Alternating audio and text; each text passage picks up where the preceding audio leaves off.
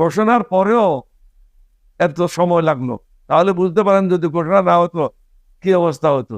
এই ঘোষণার পরে সমগ্র জাতি একটা দিক নির্দেশনা পেল, মানুষ আশ্বস্ত হলো যে তারা একা নয়, বাঙালি সেনা সদস্যরা তাদের সাথে যুদ্ধ করার জন্য, পাকিস্তানের বিরুদ্ধে যুদ্ধ করার জন্য, বাংলাদেশকে স্বাধীন করার জন্য রাস্তায় বন্দুক নিয়ে নেমেছে।